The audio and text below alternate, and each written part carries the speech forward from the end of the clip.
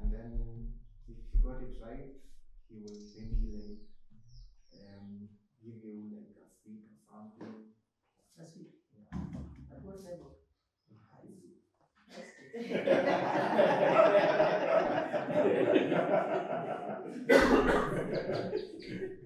The most intriguing part about it was that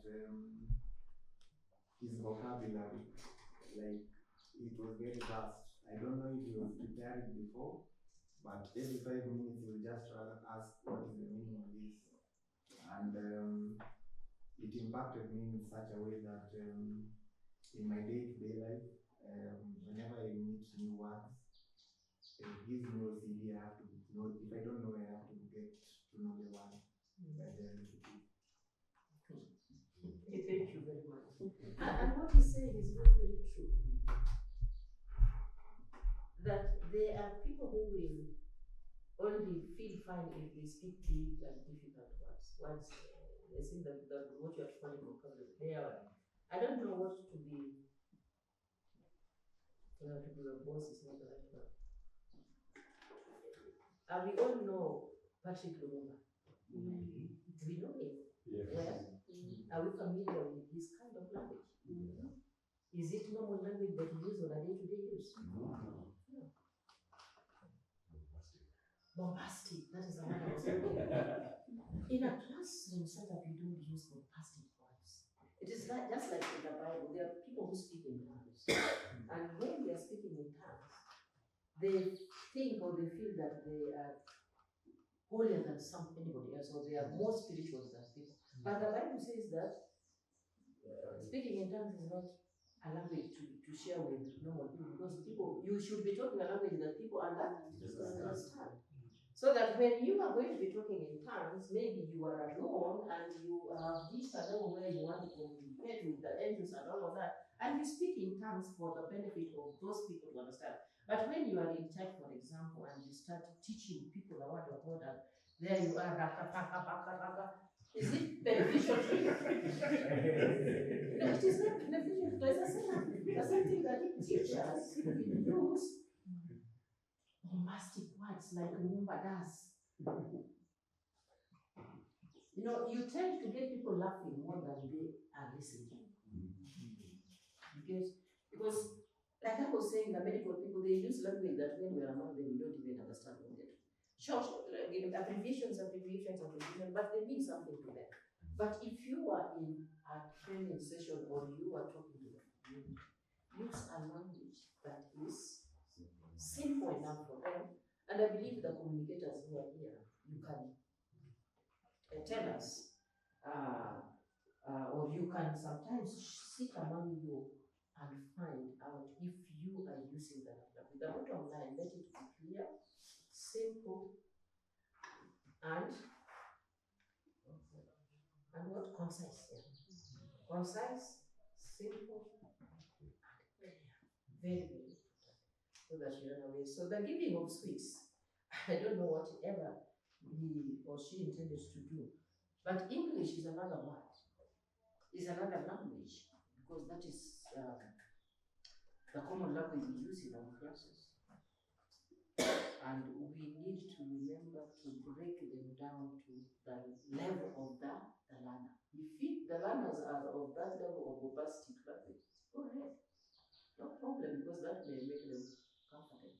But remember, we said that wear the shoe of the learner. Wear the shoe of the learner. And reward in the learning sessions does not have to be physical things. It is the language you use. Appreciate, good, excellent. You know, those kind of words are enough reward for a learner. But when it comes down to giving out sweets, you know, that is like they are giving your teeth. There is the other flip side of it. You know, students at that level might love sweets, but look at the health part of it. And the health part. So we have those kind of things. Now, the other side of it, if you get somebody who once in a while throws some bombastic words or difficult words that are not commonly used, particularly in disciplines, in certain disciplines, that is the professional language for it, then as a learner, it is just automatic that you want to go and look for what it means in a deeper way, because as they use that word, they are supposed to explain what it means and how you can use it. But in the event that they don't, just encourage your learners that I'm used to this terminology. I'm not going to explain it to you, but I want you to go and find out what it means. So when they come back, they will share what they have known, but if it is different from the concept you are teaching them on, they will correct them and say that this is what I meant by this one in this particular context. So I think that's good. So before I started saying, look, check on what you need to dress in, the nature of, think of your personal presentation.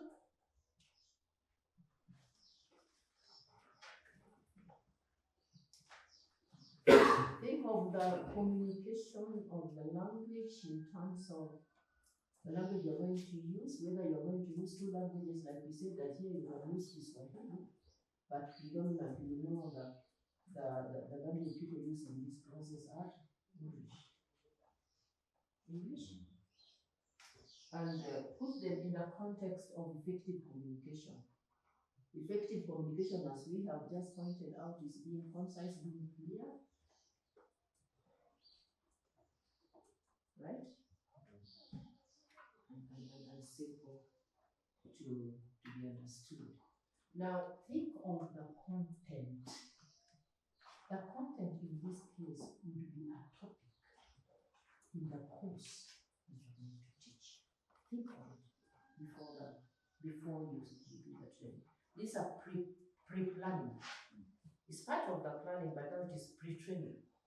Because even that planning itself is part of that training. But these are things that you plan before you get into. Anything else that you think you should plan here? Think of the objectives.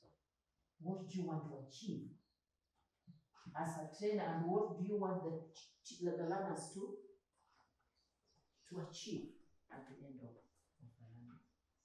Think of the materials you are going to use. Are you going to use materials like this one? I decided to do this one just as a teaching material. We are going to do an evaluation. I may not have a paper to print or in the class setup like you normally do. So you put up something like this that the students are going to refer to as a teaching aid. So what materials do you need to prepare in terms of you making them? So in the area of materials, they are ready-made materials which you may have collected from somewhere else or even borrowed. Like yesterday, Dora was telling us that they are, what do you use for training in midwifery? Models. You could also be having some. You may be having some that you have to make because you know how they will function in the class.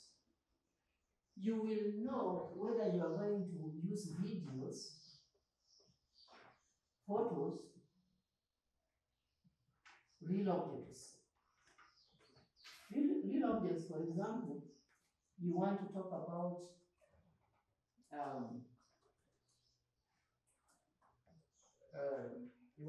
something in the community, like there's something called community entry. When you are taking programs into the community, for example, you have to make an entry into the community. And when you are making an entry into the community, there are people that you must see first and talk to. So you know this kind of people, sometimes they are gatekeepers. You have the chiefs, you have the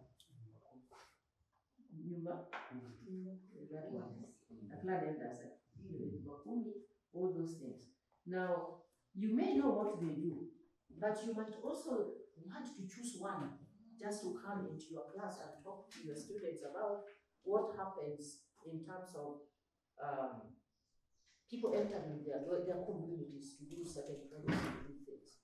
So that they have the exact knowledge of what they would expect you to do before you get into their community to engage with the people of the community. So that means that you may be having real objects like people, persons, your speakers.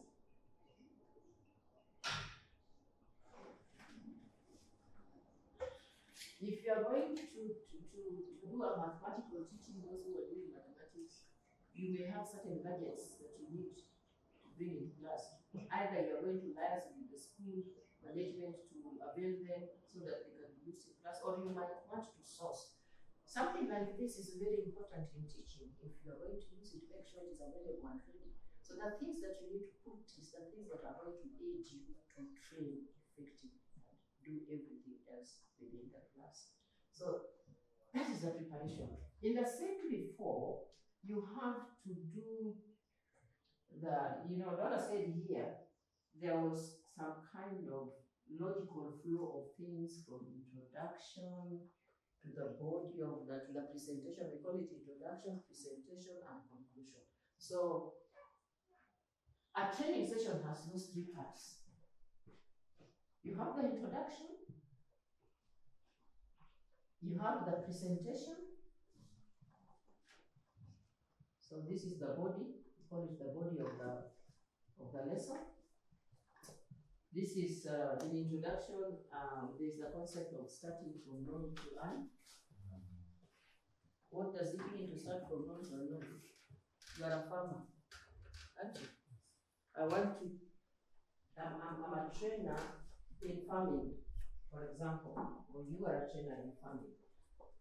Let me use you. How do you prepare the land before you plant your seeds? Now, that particular thing, you don't need to tell the students. Ask them what they know, because they are also students who may be farming at home. They may be using wrong methods here and there. So first of all, find out what they know about what you want to teach.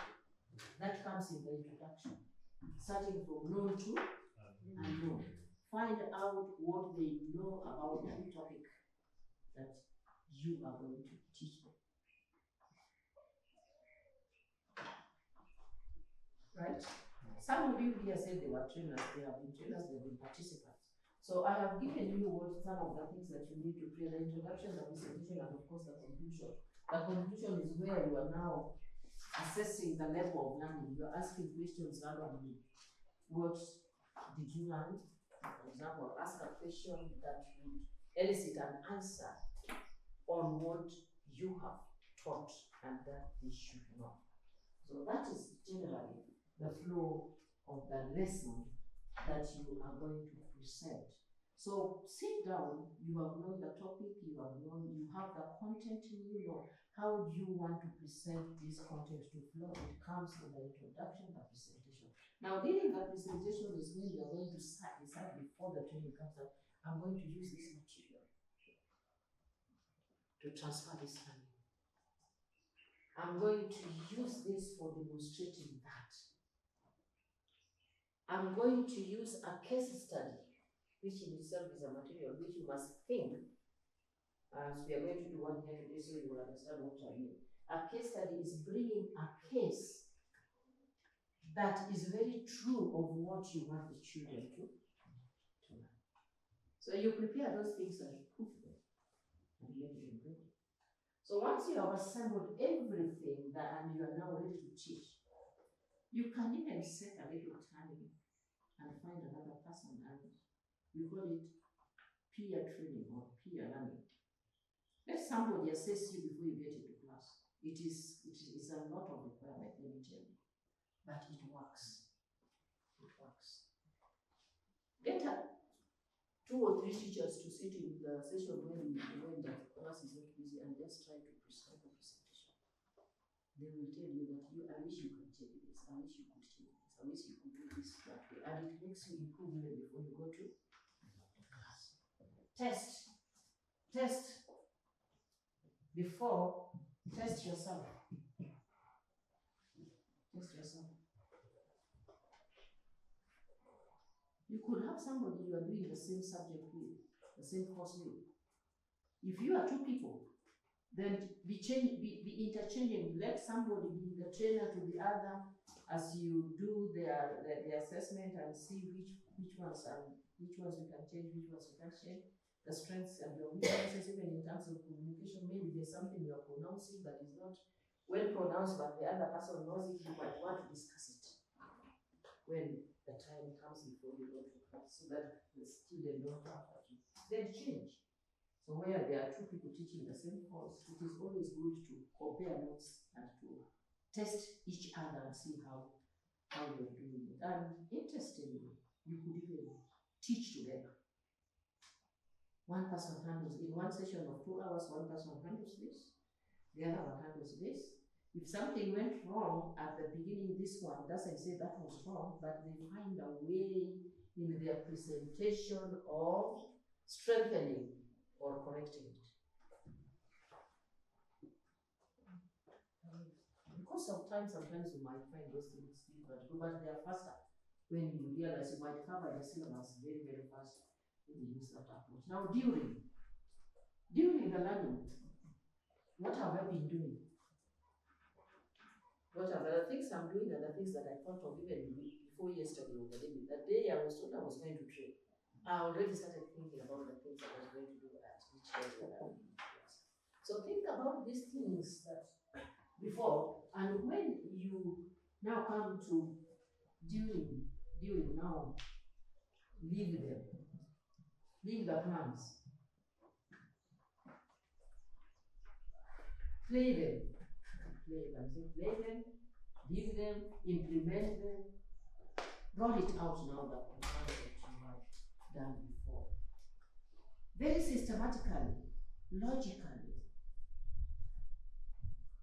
There are times that we are material. Sometimes we are so excited about the subject we are going to teach, we collect so many materials and bring them in front of the class and we forget to use them.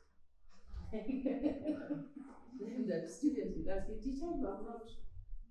What was that for? They might ask you, what was that for? Or what is that for? Because in their mind, they have seen those things and they know they are going to.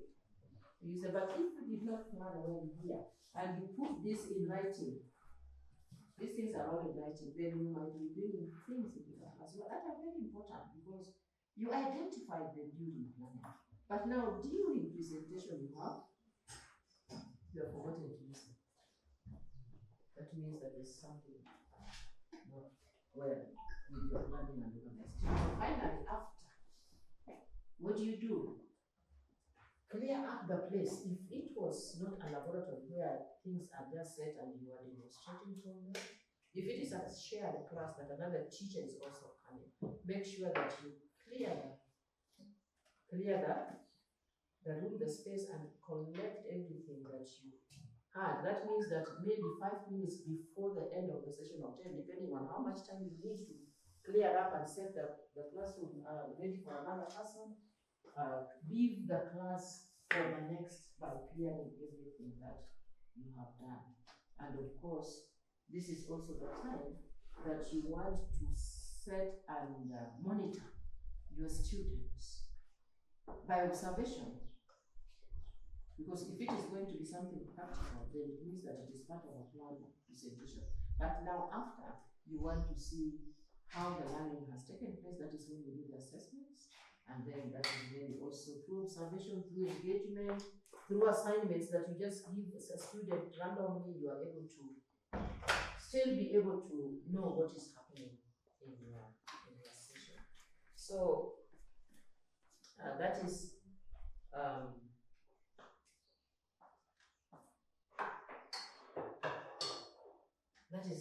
what we need to do in terms of planning and organization.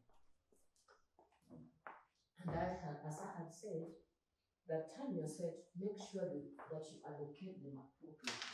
Now, the planning time, now the 2 hours, for example, for the session is now this part, is the during this part and this part. But this one, you can spend as much time as you need to make sure that by the time you get to class, you are perfect. So I would not be able to read this, but in terms of time management, you need some significant time to think about what you are going to present. Significant amount of time. Don't take 1 hour to prepare a session for 2 hours.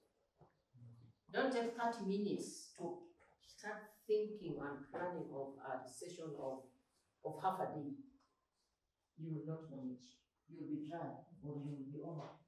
So spend some quality time, let me call it quality time, before the session. It's a lot of preparation. Then during the session, if you have 2 hours, for example, the 2 hours will be divided between here and here, but 3/4 of the time will be during. So in the during, where we have talked about introduction, how much time do you want to give the introduction? For example, if it is a class that is ongoing, the bits of knowing each other had come, that now it is a regular class that you are teaching. Get into class and straight away make the warm up, create rapport. Sometimes the students miss breakfast and they are not very friendly to you as you get into class. So find a way of warming up the class, 5 minutes or so. Just know what is happening in the class. Sometimes you get into a class and you find the mood very dense. Find out what is happening. Take 5 minutes to bring the learners back to be ready to learn. So if in the introduction you are going to take, say, 10 minutes, you have 2 hours, you take 10 minutes. We are left with how many minutes?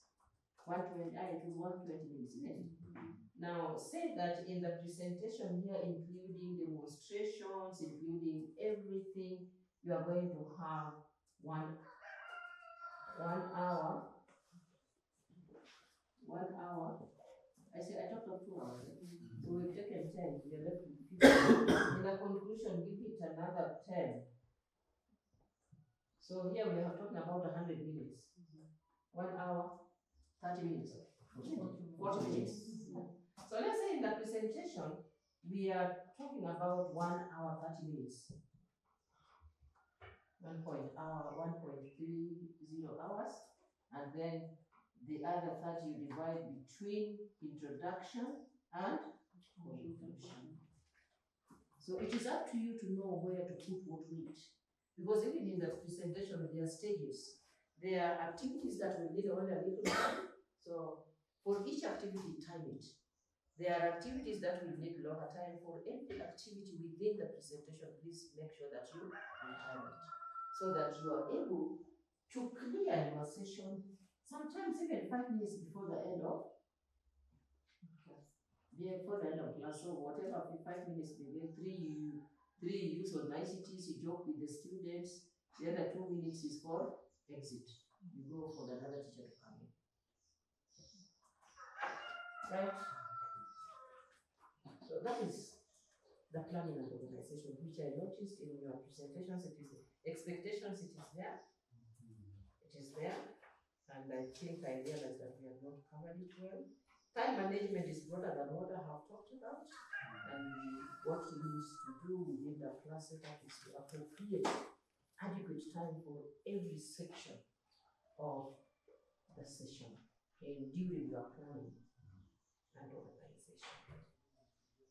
We have done a lot of skills, we have done a lot of methodologies, and we shall continue to do so that by the end, we shall see if our expectations have been met through an evaluation that we are going to do.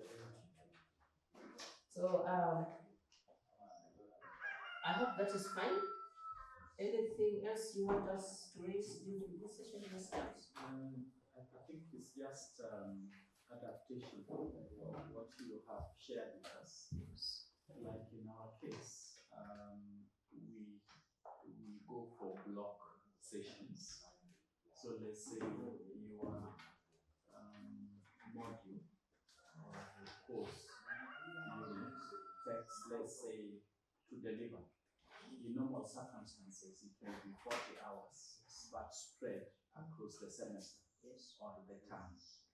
But in our case, because of other factors, we have taken a block approach, where if I have 40 hours, let's say to deliver course unit, then I block that for the entire week, for example, which basically means that you are going to download quite a lot all the information within a very short time, and probably giving very little space to go through the three elements. It was hearing, It is hearing, seeing, and doing. So how do you plan, in that context? I think that is something that I just wanted to raise, because it's likely to be an opportunity, but also a challenge in that regard. I think we can still be able to break the blocks into segments of preparation, preparing the week, for example. You are going to have this block for a whole week. You already know that this is the content that I'm going to be looking at this week. So it means that if you are going to, for example, set a time for those whole blocks, then it means that in that 1 week is what we are talking about, 40 hours. Yes. Yeah, so in this 40 hours, I like the word you have used, that you need to adapt. Because the concept is the same. Is it adapt with A or O? With A and O. Yeah. Because the concept of the principle is the same. That you must apportion the content into the 40 hours. And you need to apply the methods that will help you to effectively use those 40 hours to affect or to impact on the learning of the students. So adapting your schedule to the normal or to the conventional, let me talk about the conventional way of planning any learning, is to see which part of it becomes the introduction, which part of your block becomes the introduction, and how much. Maybe it is going to take you half a day to do the introduction. Then how much do you want to do in the presentation? How many hours? Is it 30 hours or what have you? And you will want most. But what is most important is the methods you're going to use to transfer. I don't know if you want to call it a transfer, but to make sure that the learning that is taking place there is effective. Because the learning, I said, is two-way. It is not only the learners, the students that are learning, you are also learning from them certain things. You may not be learning the facts of the content that you have, but you will be learning them, their characters, their behavior, their abilities, their strengths, their capacities, And of course, there are times when certain things are done in a certain way and you've never known them at your level.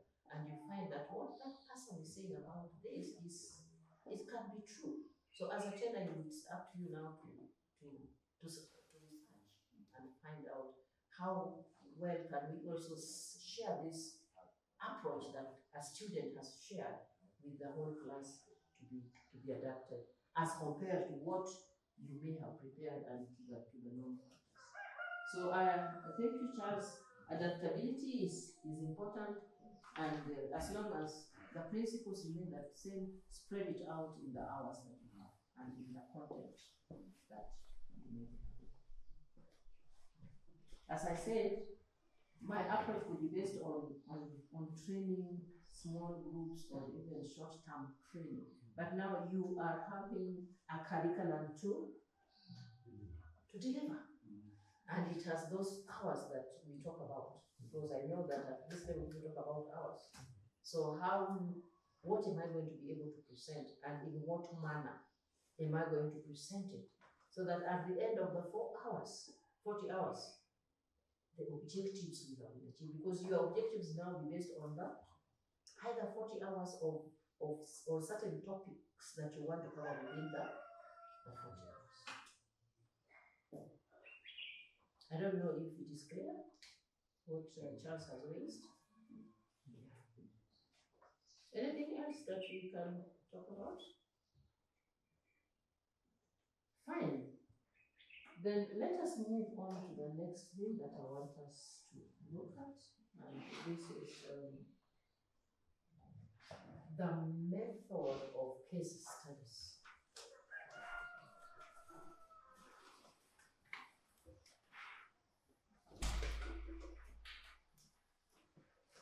Case studies are not true or real situations that you have encountered or somebody else has encountered and shared with you that you find very relevant to your course and to a particular skill that you want to pass to the learners. So it becomes a case. That is why it is called case study. You're studying a particular case within the context of the course that you're doing and what you're teaching that day.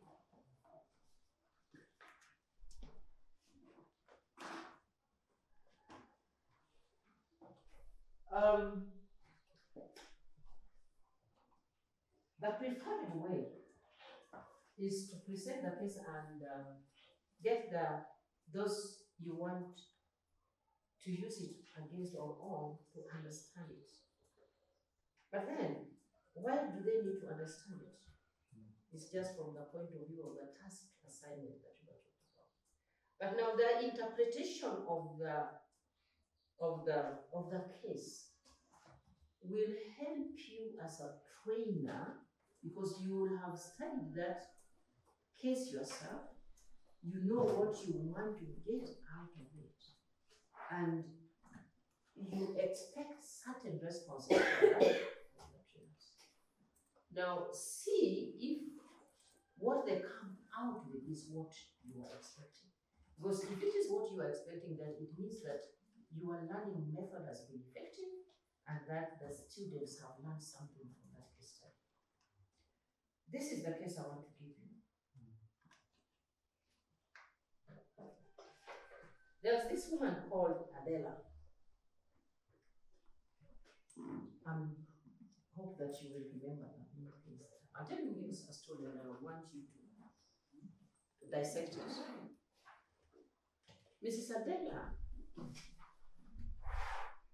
at that time, she enrolled at IDIA. She was 40 years old. The wife of a head teacher of a high school. She had been married by this man at a tender age of 16 years. She was married at 16. Soon after, she accidentally got pregnant in Form 3. This man married her. It was during her time, it was unheard of. It was unheard of for a girl to be pregnant. So the man who was a teacher when they were married accepted because he was the father of an unborn child to take the child. So that he does not lose his job. In the teaching system was if you impregnated a child you were teaching, you were supposed to be first interdicted and then sacked. You lose your benefits and everything. So we took them. We lived. The man grew in his profession, became a head teacher of a high school. And the lady adjusted to be the wife of a teacher and lived up to the standards of her husband. Living up to the expectations of her standards of her husband meant that she fitted in that shoes to an extent that she grew into a very knowledgeable and impactful and respected woman in their village. So, because she wanted to grow herself to be somebody as her, professional as her husband, she had about IDIA. She prepared for a whole year to do her Form 4, and she did, and she passed. And IDIA took her. When she came into class, she found that she was 20 years older than everybody else in class. He was 20 years older than most of the students in the class.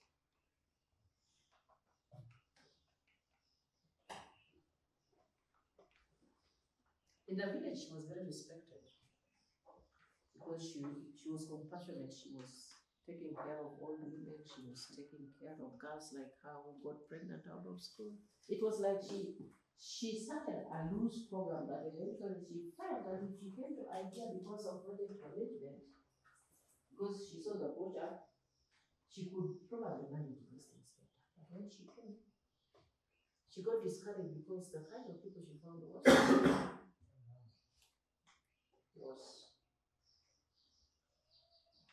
much younger than her. So most of the time she would be alone. When she approached younger women, they would run away from her space because the things she was talking about and the girls, I mean, they were not beauty and they were not cool. Now, in such a situation, this is now Mrs. Adele.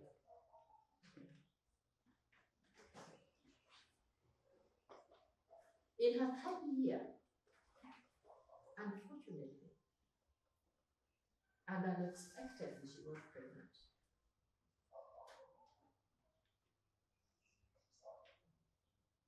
But in terms of performance, she was better than anybody else, and the school even thought that they could take her to be a community resource person for the college.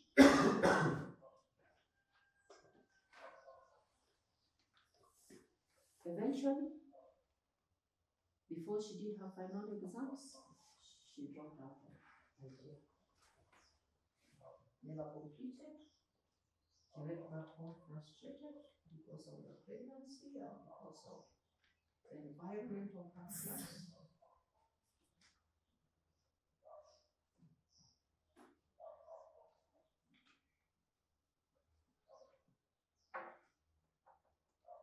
And that's how her passion for community work that she started even before she came to college died. Now, as we go for tea, I want you to get into a group of 3 people. I don't know how many you are here. 1, 2, 3, 4, 5, 6. How many are we? I want you to say 1, 2, 3, 1, 2, 3. Let's see. 1, 2, 3. 1, 2, 3. 1, 2, 3. You're 3? I did count. You're 1. You did count, so I don't count you. 1, 2. Let's have 3 people. 1, 2, 3. Good. So I want all the ones to come together. All the twos. Oh, I didn't count you. It's okay. You do with him. So 1, 2. Yeah, so it will be 2. No, Stephen has joined another group. Okina Masi.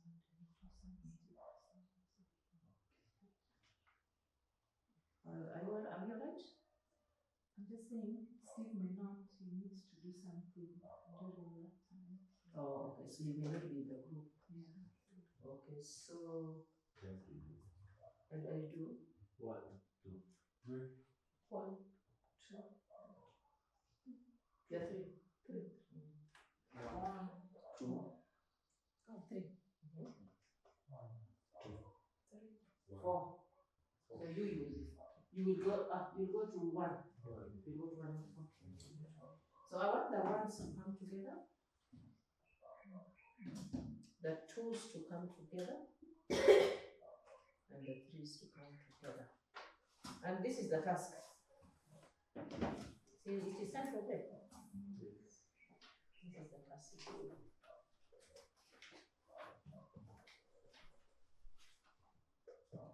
1. In your groups,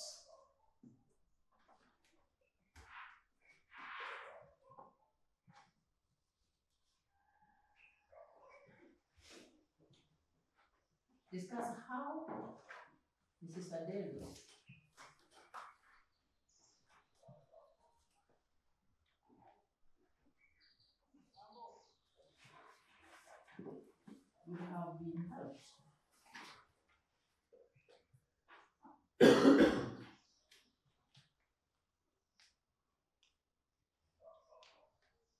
to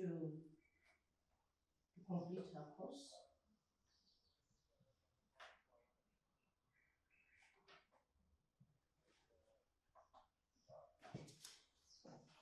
Now, before you get to doing this, well, this will be the third one. This will be number 3. Number 1, what were the strengths of Adeni, Mrs. Adeni? What were her strengths?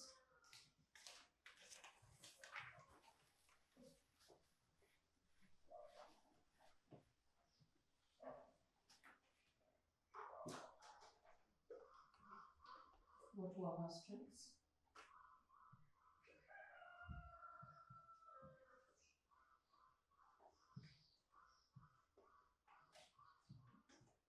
What were the key challenges?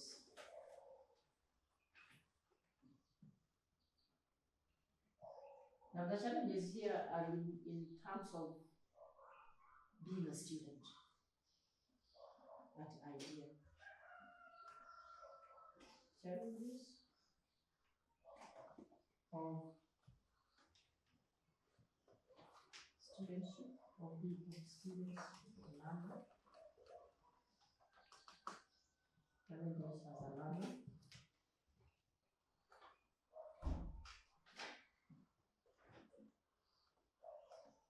And now this becomes a problem. How could she have been helped to complete her course? And like fourth one.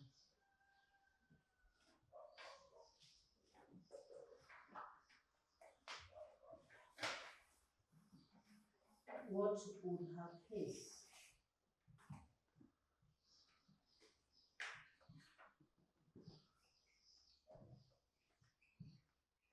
reflect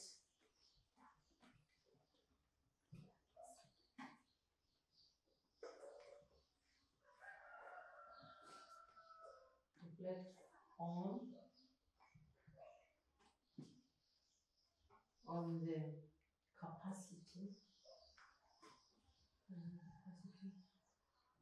of the school?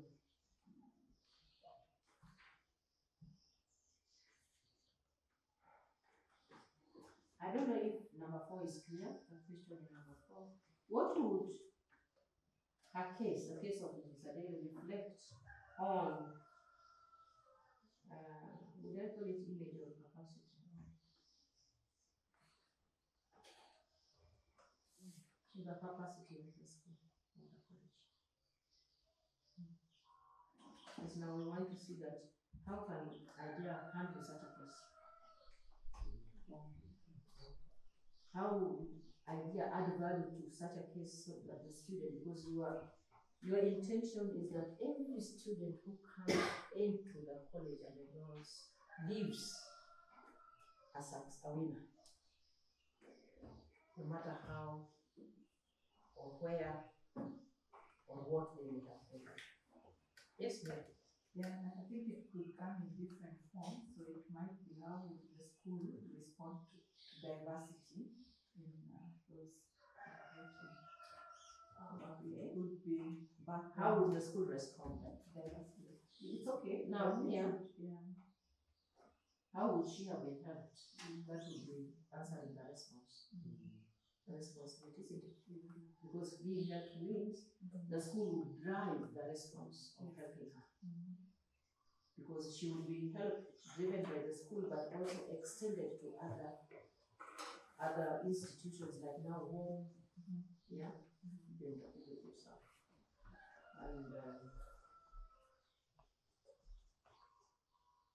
if we are able to discuss number 3, then probably number 4 is irrelevant, because they may almost be the same thing. So do it up to number 3.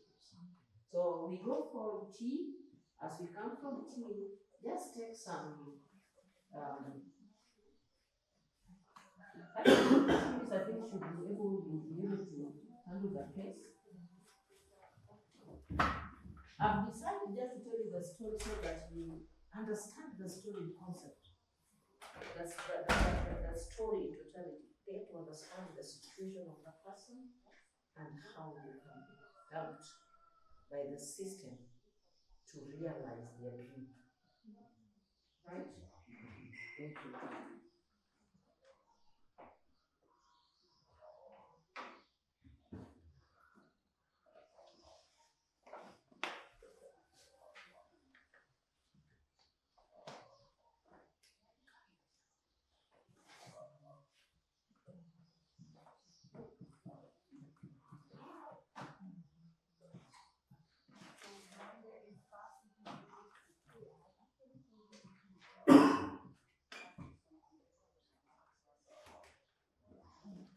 Thank you.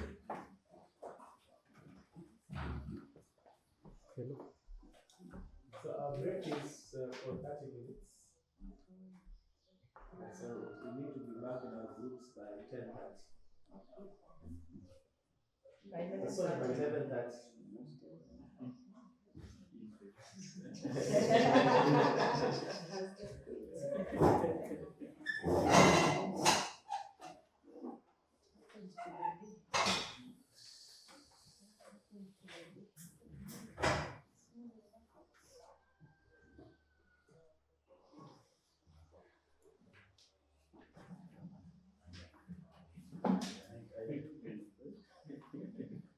I'm so good.